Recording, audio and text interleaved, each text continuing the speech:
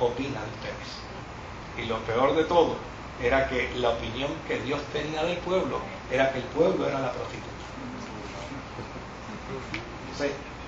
O sea, esa concepción era judía, pero no solamente estaba dentro del judaísmo, era una concepción generalizada. Por ejemplo, las prostitutas sagradas del Asia Menor, sobre todo en Éfeso.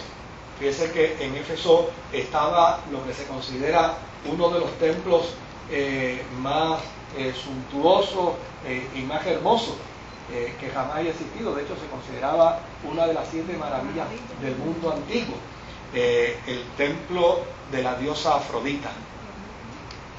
Y en el templo de la diosa Afrodita habían 1000 mujeres sacerdotisas, pero todas eran prostitutas. Y de hecho, la iniciación al culto de la diosa Afrodita era precisamente la práctica de la prostitución con una de estas sacerdotisas. No solamente eso, sino que aún los jóvenes que iban a casarse bajo el ritual de, puede ser que de ahí sale el concepto este de afrodisíaco. Los jóvenes que se iban a casar bajo el rito de Afrodita o de la diosa Artemisa, tenían que pasar por un proceso cúltico donde el varón era instruido por una prostituta sacerdotisa y la mujer era instruida por un sacerdote inmoral. Entonces, obviamente, el proceso de instrucción en su último curso, en su última etapa, era que la prostituta tenía relaciones con el muchacho y el muchacho, la muchacha tenía relaciones con el sacerdote. Cuando terminaba la relación, el sacerdote la vestía a ella de hombre y la sacerdotisa lo vestía a él de mujer. Entonces, de ahí salían los dos, obviamente ya con toda la bendición religiosa de Afrodita para desarrollar el matrimonio. Por eso usted verá en las cartas de Pablo, sobre todo a la iglesia del Asia Menor, donde dice: el hombre no vestirá ropa de mujer, ni la mujer vestirá ¿qué? Ropa de hombre. Precisamente es aquí, ninguna mujer cristiana, ningún joven cristiano, ninguna mujer cristiana se va a prestar a esa idiotez de meterse al templo de Afrodita para vivir ese vejamen moral que la fe cristiana no avala por ningún lado. Ahora, el concepto de la prostitución era ese concepto que a veces se trata de bueno, sobre todo me parece que ayer fue que salió en los periódicos, ¿no? Una censura contra el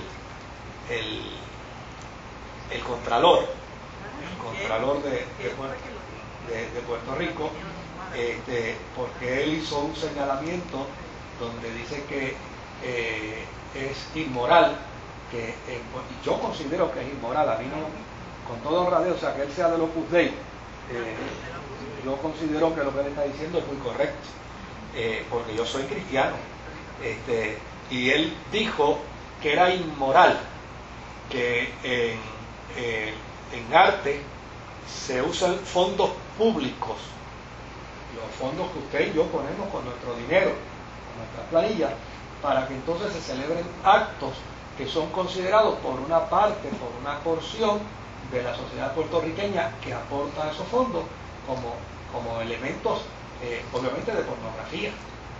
Y yo creo que sí, que es cierto, sobre todo en esta sociedad donde todo el mundo habla a nombre del pueblo de Puerto Rico, que es lo más grande.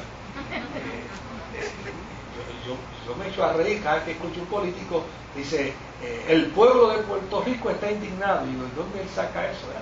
Pues, de la misma manera sucede, o sea, ¿cómo se van a usar unos fondos públicos para emitir una serie de actividades que son atentatorios contra la moral de la mayoría del pueblo? Y no haya un escrutinio, no haya un proceso de censura que pueda evaluar esto y decir esto realmente no es permitido.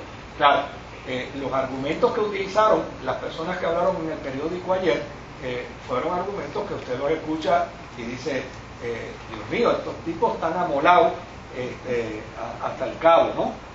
Unos argumentos filosóficos muy prístinos, muy claritos, pero con toda honradez.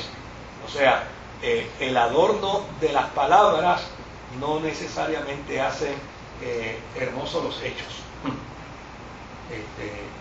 Yo nunca olvidaré el día que entrevisté a un asesino que cuando estaba hablando conmigo me dijo, el pastor, yo le disparé y él se murió. O sea, el adorno de las palabras no hacen bonitos los hechos. Y ese que bien lo dijo. Entonces, este revestimiento de la prostitución como algo artístico en Roma llegó a niveles bien altos. Imagínense, Mesalina, la que era esposa de Claudio, se decía públicamente que ella practicaba la prostitución. O sea,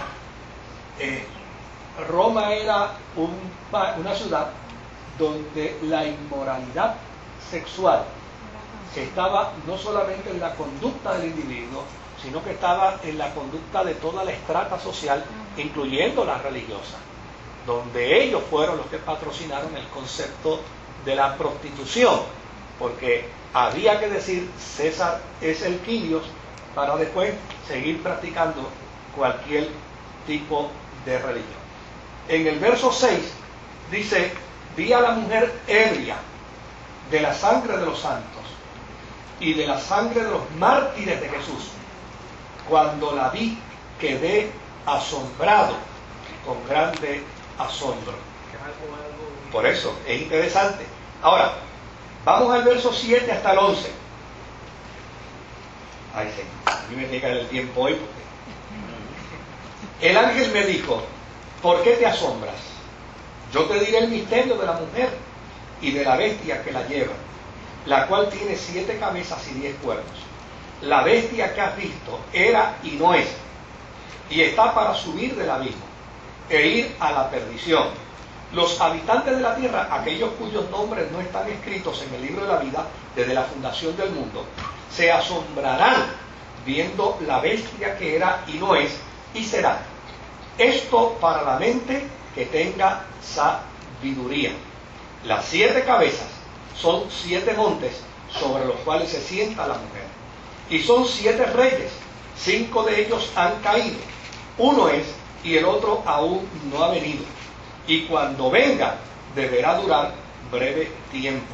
La bestia que era y no es también el octavo, y es uno de los 7 y va a la perdición. Bueno, fíjense que dato interesante. Como profeta, Juan corre al futuro y al pasado, y aquí empieza a hacer su juego para describir a esta ciudad que él ve en la visión, y obviamente en ese concepto de lo que es y no es.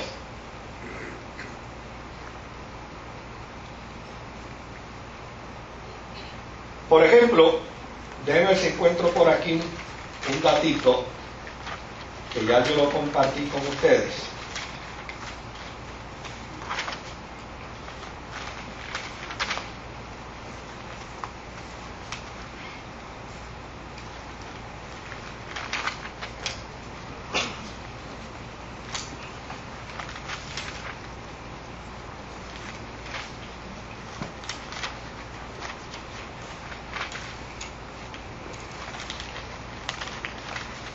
Si está en esta libreta, ahora yo sí tengo.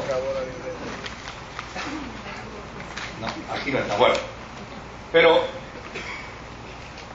¿qué es eso de que alguien que es y no es? Fíjense que cuando yo mencioné los nombres de los 10 emperadores que hubo, o sea, desde el inicio hasta este momento, Vespasiano